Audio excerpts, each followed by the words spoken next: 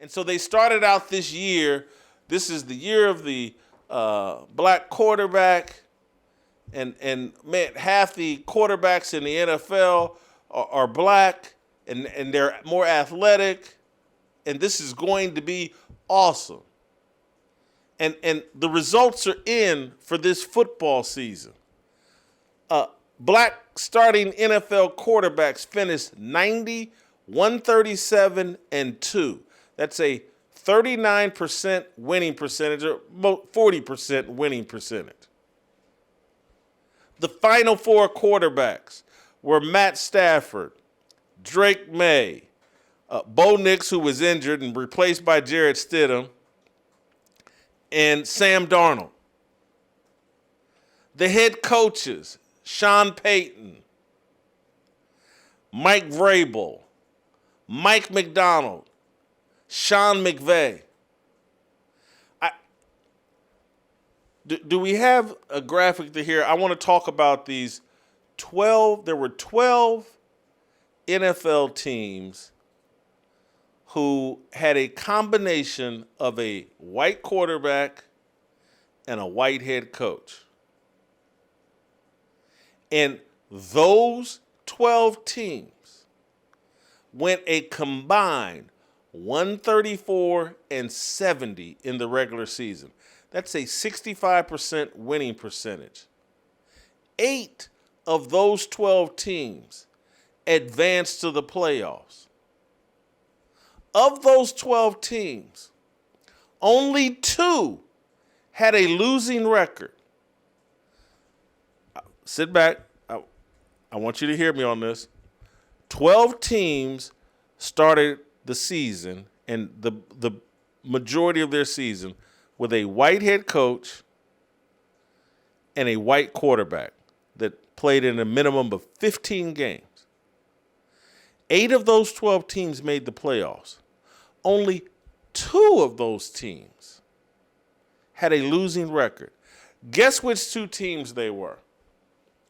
The Cincinnati Bengals, Joe Burrow got hurt.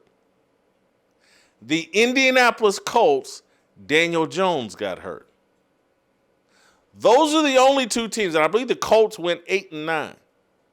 The Bengals, I think, went 6-11. And I think Joe Burrow went 5-3 when he was out there playing.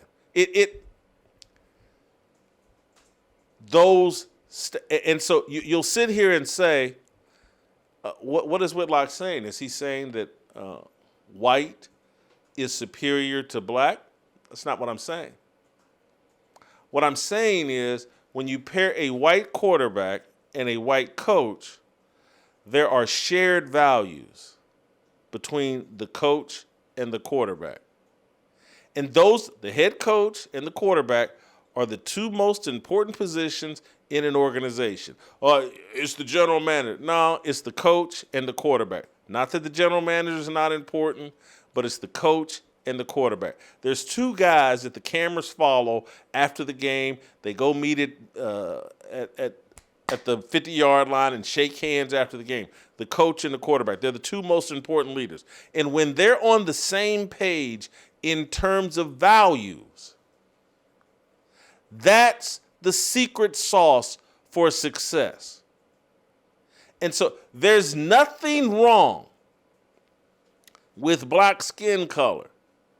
But in this country, when so many black people have been brainwashed into believing that their skin color is their most important value, when they've been brainwashed into believing victimhood is their identity, that's what short circuits black success. It's an adoption of the wrong values. It's the adoption of a victim mentality. And so when you look, and I'm not saying this is all that happened, but I'm just telling you, when you look at these statistics and when you look at what happened, and when you look at 12 white coaches with 12 white quarterbacks, 8 of them made the playoffs. Only 2 had a losing record. And the 2 with the losing record had quarterbacks that got injured. You have to look at that and say, well, how come the other combinations aren't working? How come Mike McDonald can show up in Seattle, deal with, we gave Geno Smith a contract, deal with Geno Smith for 1 year, and then say, you know what, we're going to move Geno out of here, and I'm going to bring in Sam Darnold, and I'm going to make it to the Super Bowl. How can the New England Patriots say, hey, we're going to give Gerard Mayo our head coaching job, we're going to go 4-13, and then we're going to bring Mike Vrabel in here and pair him with Drake Maye, and we're going to go 14-3 and make it to the Super Bowl? Maybe these are all just coincidences, but I don't think it is. I think that the white man doesn't see himself as a victim and doesn't bring any of these left-wing victimhood mentality values into a locker room. The head coach and the quarterback are on the exact same page. There are no victims here. We're not looking at and evaluating things through a racial lens. We're not feeling sorry for ourselves. We're not blaming the man. We're making millions of dollars. We're the luckiest people on the planet. We play a game for millions of dollars. We're in partnership with promoting a championship mentality. It's very difficult to do that as a black quarterback, as a black athlete, in an environment where you have to exist in this social media space and in this media space where Stephen A. Smith, Ryan Clark, Cam Newton, Jamel Hill, Josina Anderson, and all the other racially idolatrous clowns on social media are impacting your mentality. And so if you're wondering why we are halfway through the latest NFL coaching carousel, or are we more than halfway? Are we six? We got 6 head coaches now that Mike McCarthy, there's 4 jobs left. 6 head coaches have been identified, and there's 4 openings, and no black coaches have gotten a job. This isn't a coincidence. These stats that I'm unpacking for you, these points that I'm making for you, NFL ownership knows this.